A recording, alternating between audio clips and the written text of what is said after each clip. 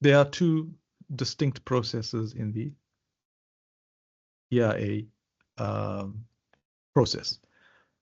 One being the basic assessment and the other being scoping an EIA. Now, these are the various steps in the process. Your client would approach you and appoint you as an EIP. And then you would consult with your client, take the necessary information as much as possible. So you need to know what you're doing in the situation, and you need to know what questions to ask the client with respect to the proposed activity or proposed project. Once you have all that information, you'll conduct the screening, the EIA screening. We'll talk about that soon. Actually, we're going to do an exercise on the screening.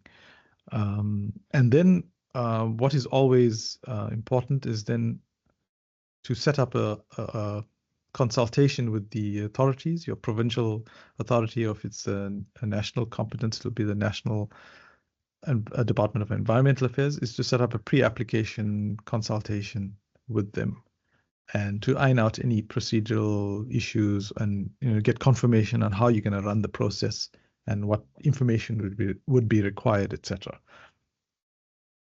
Then at that stage, you should have an idea of how to run the process and what you would have already identified what issues to focus on. So then you'll start engaging with your specialists, whether it's a botanist or ornithologist or ecologist, wetland specialist, depending on the issues that you would have picked up that require specialist input. Then, as has become a sort of a practice, is in most places is the consultants draft what they call a background information document. It's basically information that's given out to the public, and then they conduct the public participation with that document. And then from all the input that they get into the public participation, they draft either the basic assessment report or the scoping report, and then they do public participation again for them, for the public to provide input on the scoping report of the BAR. And then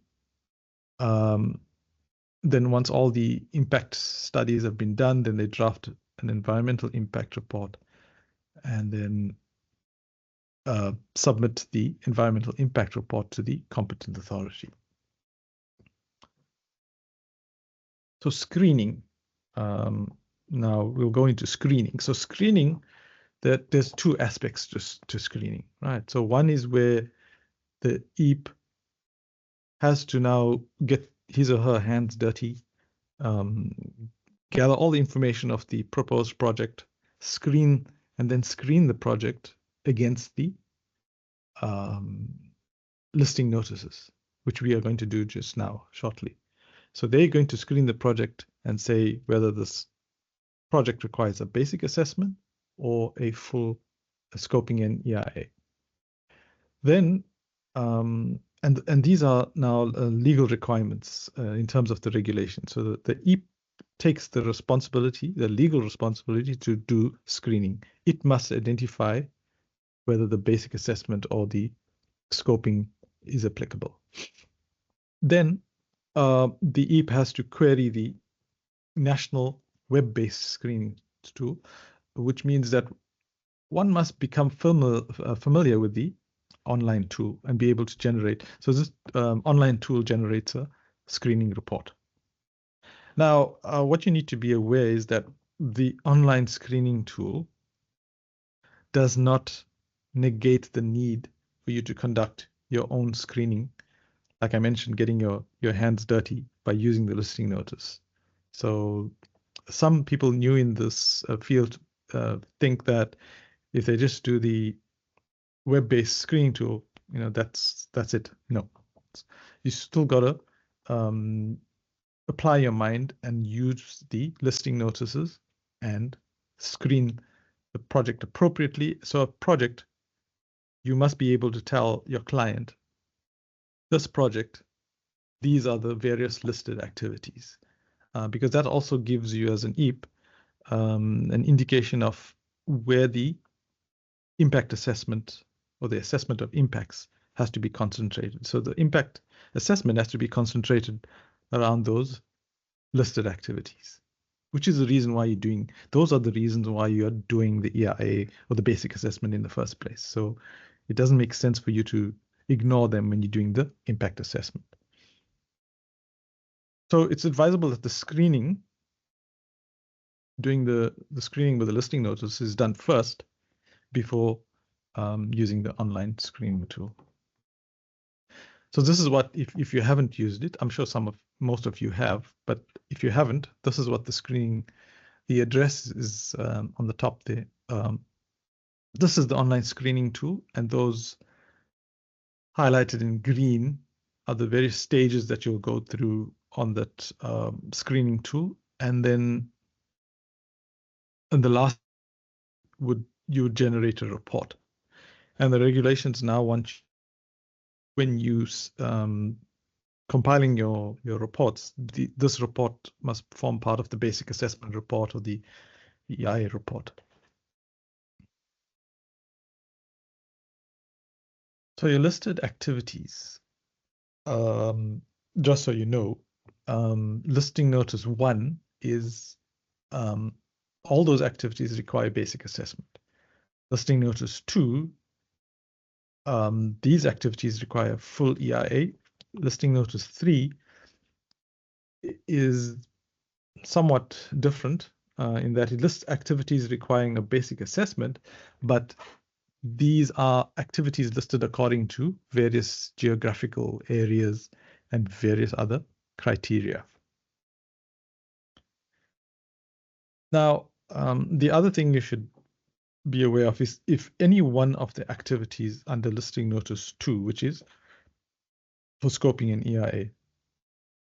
So if any activity, so if you've screened an entire project and you've got 3 activities that are listed under listing notice 1, which is basic assessment, and if you've got maybe 1 or 2 other listed activities under listing notice 2, the regulations stipulate then that even if one of them is a scoping an EIA, the entire project now has to be go through a scoping an EIA process.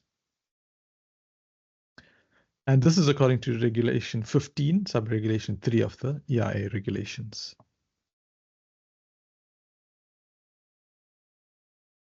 I think I've talked about this previously. So these are the other triggers or the other reasons why an EIA may be required. If you have not had any experience with EIAs and listing notice, this is what. And if you haven't had a look at the material that I've sent you, this is what a listing notice would look like. So this is listing notice 1. So it lists the activity number. It describes the activity. It tells you what the inclusions are. So in this example, development of facilities for electricity generation, and then in most cases, there's an exclusion provision there. Like in this example, excluding facilities for photovoltaic installations occurring within an urban area and on existing infrastructure. So the entire listing notices are drafted in this similar format. And that's listing notice 2, which tells you activities requiring EIA, and then listing notice 3. So, this gives you an idea of how the geographical areas. So like in this example, it looks at Eastern Cape, and then under that, the various other triggers. For example, if the billboard is going to be located in a World Heritage Site, for example.